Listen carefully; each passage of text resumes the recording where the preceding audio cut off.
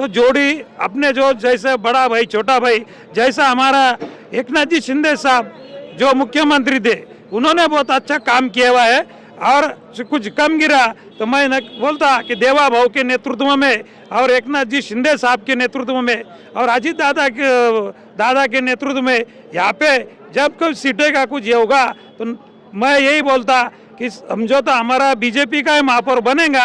वैसा नहीं होगा तो ज्येष्ठ जो लोग हैं हमारे वो सोचेंगे और यहाँ पर बाद में महायुति का ही महापौर या छत्रपति संभाजीनगर में दिखेगा। तो शरद पवार का क्या है यहाँ पर? नहीं, शरद पवार का कुछ भी नहीं है यहाँ पर। शरद पवार वगैरह कुछ नहीं है यहाँ पे, ओनली बीजेपी है यहाँ पे। उनका बीजेपी का ही महापौर यहाँ बनेगा।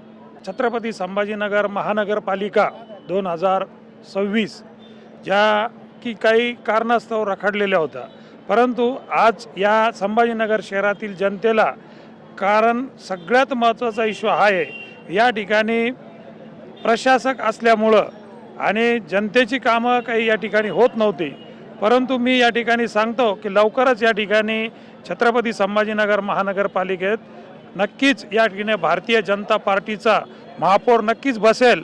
आणि जी आस या संभाजीनगर जनतेती होती की जो आमचा महत्त्वाचा इश्यू आहे संभाजीनगरचा सर्वात महत्त्वाचा तो म्हणजे पाणी, त्याच्यानंतर या ठिकाणची ट्रॅफिक, त्यानंतर हॉकर झोन आणि पार्किंग आणि प्रसाधन जे गृह असतात ते जर या ठिकाणी झाले आणि एक चांगले दर्जेदार रस्ते या ठिकाणी झाले तर या ठिकाणी खूप होईल। आणि तेच माध्यम मी याच्यातून सांगतो की छत्रपती संभाजीनगरमध्ये ज्यावेळेस भारतीय जनता पार्टीचा किंवा महायुतीचा महापौर या ठिकाणी बसेल त्यावेळेस नक्कीच या प्रश्नाचे उत्तर आम्हाला या जनतेला मिळेल।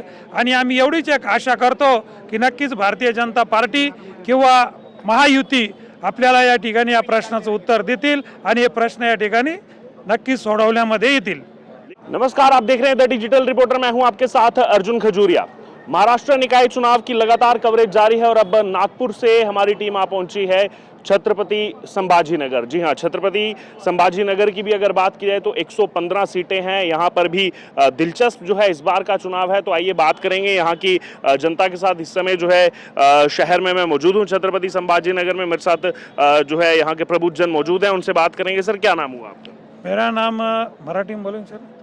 मराठी बोल सकते हैं, हिंदी बोल सकते हैं। माझं नाव कचरू कारभारी वेळंजकर आहे आणि आज छत्रपती संभाजीनगर महानगरपालिका 2026 ज्या की काही कारणास्तव रखडलेल्या होत्या, परंतु आज या संभाजीनगर शहरातील जनतेला कारण सगळ्यात महत्त्वाचा इश्यू हा आहे।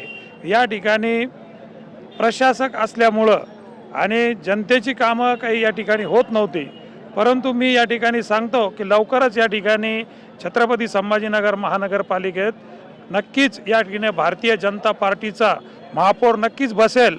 आणि जी आस या संभाजीनगर जनतेती होती की जो आमचा महत्त्वाचा इश्यू आहे संभाजीनगरचा सर्वात महत्त्वाचा तो म्हणजे पाणी, त्याच्यानंतर या ठिकाणची ट्रॅफिक, त्यानंतर हॉकर झोन आणि पार्किंग आणि प्रसाधन जे गृह असतात ते जर या ठिकाणी झाले आणि एक चांगले दर्जेदार रस्ते या ठिकाणी झाले तर या ठिकाणी खूप होईल। आणि तेच माध्यम मी याच्यातून सांगतो की छत्रपती संभाजीनगरमध्ये ज्यावेळेस भारतीय जनता पार्टीचा किंवा महायुतीचा महापौर या ठिकाणी बसेल त्यावेळेस नक्कीच या प्रश्नाचे उत्तर आम्हाला या जनतेला मिळेल।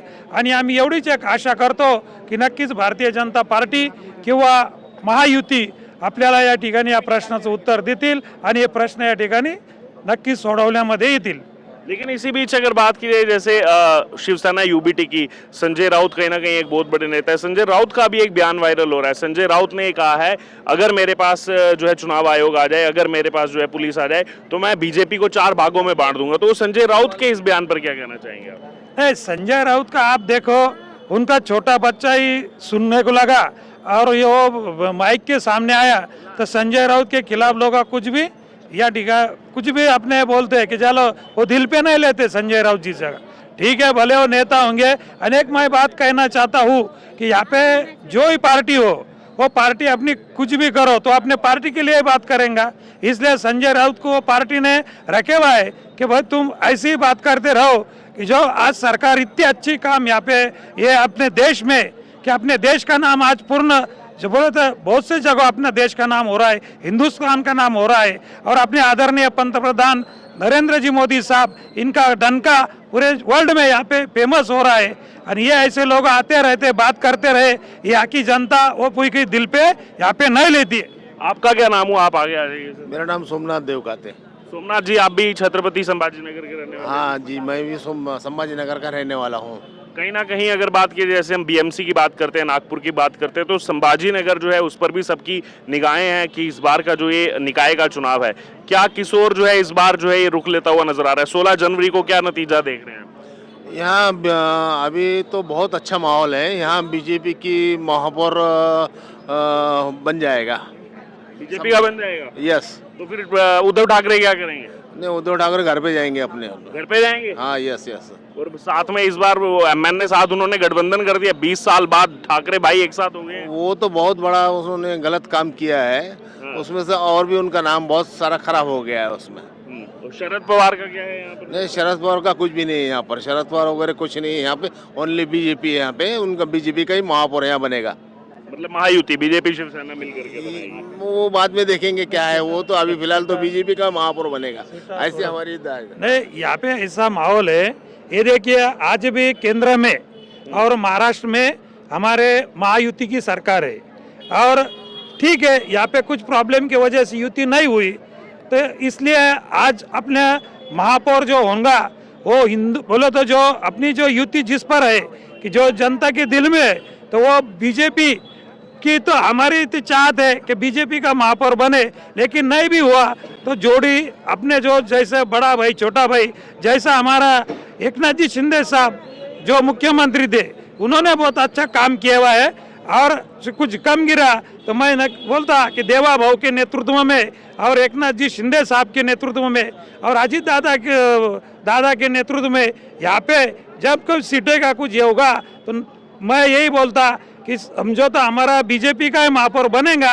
वैसा नहीं होगा तो ज्येष्ठ जो लोग हैं हमारे वो सोचेंगे और यहाँ पर बाद में महायुति का ही महापौर या छत्रपति संभाजी नगर में दिखेगा, और जनता के जो कुछ प्रश्न है, जो पानी है, रास्ते है, ये सब यहाँ पे छुड़ाने का काम ये सरकार करेंगी, ऐसा मुझे लगता है।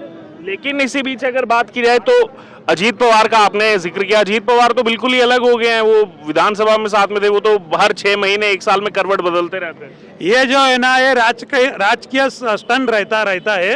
ये राजकारण में कैसा रहता, कुछ ऐसा होता, कुछ वैसा होता है।